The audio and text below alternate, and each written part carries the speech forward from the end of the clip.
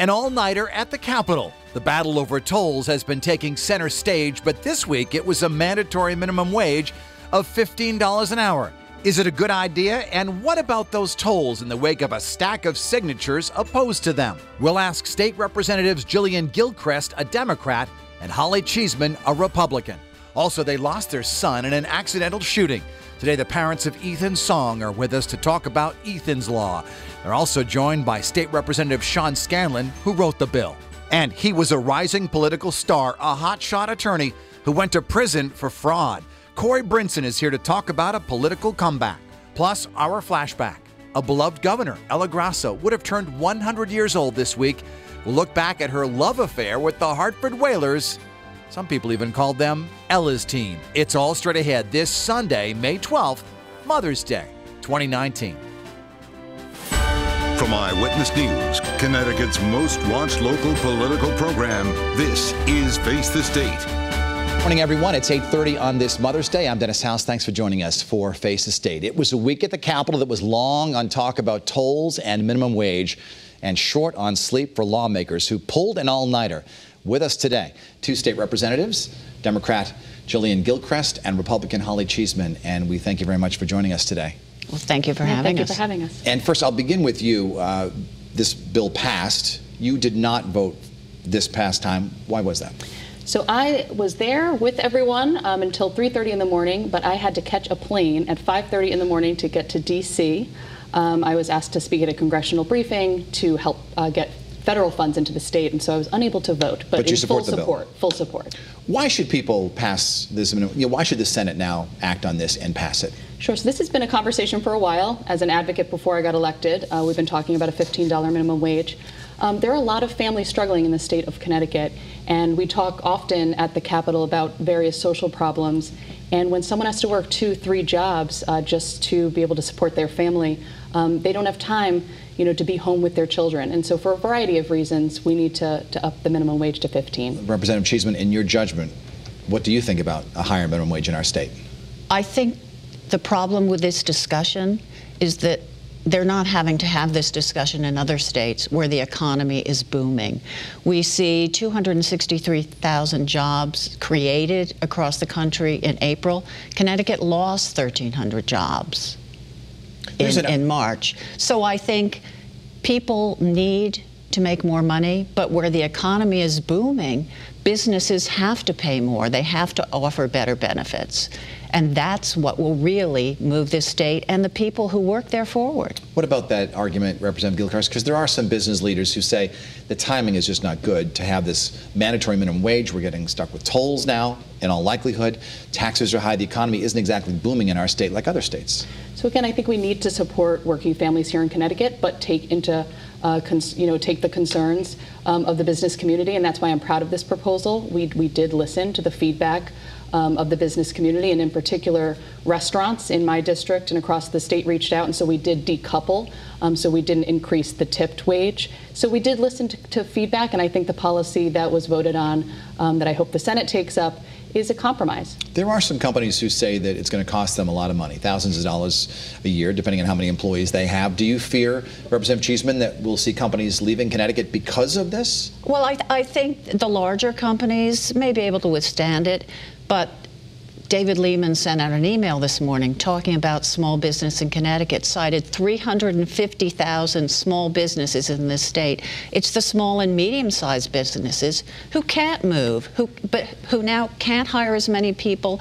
One of my frustrations in the debate, questions about what will this do to apprenticeship programs? What will this do to the skilled trades, and what will this do for the not-for-profits who will see a 25% increase in their operating costs in less than 16 months? I run a not-for-profit. That, for me, was one of the biggest issues that this debate did not address. In one sentence, what is your message for the state Senate? I think it's time to pass this, and it's long overdue.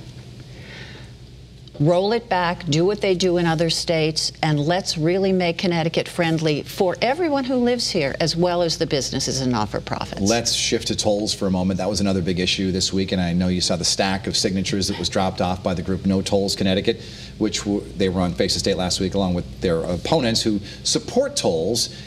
You're against tolls. You Yes. live in a shoreline city. Why should we not have tolls? Because so many other states around us do. I think the reason we shouldn't move forward on tolls at this point, I sit on the Finance, Revenue, and Bonding Committee. The new commissioner of DOT came in. We asked, give us the 20 most urgent projects with their price tags. We didn't get that. Until you can identify what we need to spend money on, how we're going to spend it, and give us a real plan. Don't say, let us do tolls and then we'll go to the feds and then they'll tell us how much we're... If there's a real plan, I'd like to see it before I make this decision on the part of my constituents who are against it. Do you support tolls, Representative Gilchrist? I do support tolls. We know that our transportation infrastructure is in disrepair, and in order to boost Connecticut's economy and bring businesses to the state, we've heard time and again that they want improved transportation. And I think what better way to bring in some revenue than to bring in revenue that 40% of it will come from outside of the state of Connecticut. Do you think the state's going in the right direction right now? I think that we have had years of mismanagement. A major reason I ran is because I think there was financial mismanagement. And so, you know, I got elected, and I'm hoping that we can turn this around. I want to bring a positive outlook to the state of Connecticut, but I do think we need to both make cuts and bring in revenue, and I think tolls is one of the ways to do that. There's been a lot of talk about mismanagement, but mostly from Republicans. Who do you blame for the mismanagement? I think there are both Democrats and Republicans to blame, and I think we do need new voices at the legislature to say that we need to improve the way the process is done. And so when and if we do pass tolls, we need to ensure that that money is being spent for tolls. And we just saw with the pathway to parks that money was diverted. We can't do things like that. We need to spend the money the way that we legislate it. Is there room for compromise on tolls with Republicans, perhaps cutting the number back? Right now there is a talk about 50 gantries across the state on 5 major highways. From my point of view, I can't claim to speak for my whole party. I would not move forward on tolls without knowing exactly what we're doing in the short term to fix our roads, and without the assurance that we actually have a plan going forward, not pass it and then we'll see what's in it. We are talking about putting a huge financial burden, particularly on lower income people in the state whom we claim to want to help with a higher minimum wage. 70% of low income workers commute to work. And we're talking about putting more costs on them? I don't think so. We've all heard the frightening statistics about the number of deficient bridges in our state. Gold Star Bridge, which is in your neck of the woods, needs some major repairs. Where should the money come from to fix it? Well, in the bipartisan budget that was passed, we were going to spend all the new car tax on transportation infrastructure. The governor's budget caps that at 8%. The finance revenue and bonding package caps it at 18%. That's $1.2 billion that would have been spent on our roads, our bridges, that's not going to get there. Let's talk a little bit about some of the new taxes that have been proposed in this budget, and one of them would be on Uber. I know you live in West Hartford. A lot of people use Uber to get around town. Do you think it's a fair tax? I'm hesitant to start taxing a variety of services because people, low-income people, but middle-income people are struggling. And so that's why I do think things like tolls or looking at capital gains tax, and then also seeing where can we make some strategic cuts to save some money for the state. How about you with the Uber and the Lyft tax that they're talking about, Representative Cheeseman? I think, you know, we're talking about the gig economy. I know certainly young people, and I was so proud of myself last summer using Uber for the first time in Minneapolis. I think until, as the Representative Gilchrist said, let's look at the state budget carefully. The Commission on Fiscal Stability recommended a 5% decrease in the budget. Let's do that. Before we ask not-for-profits to cut their budgets 25% to deal with this new minimum wage. Holly Cheeseman, Jillian Gilchrest, state representatives both, thank you for being with us here today, and happy Mother's Day. Thank you. Thank you. When we come back, we are going to be talking with the father of Ethan's song about Ethan's Law. Later in the program, he went to prison, but now he wants a political comeback. That exclusive interview is coming up, and our flashback will look back at some great old video from our archives, and Governor Ella Grasso, who would have turned 100 years old this past week. We welcome you to watch past editions of Face the State. They are on our YouTube channel or on the Channel 3 app.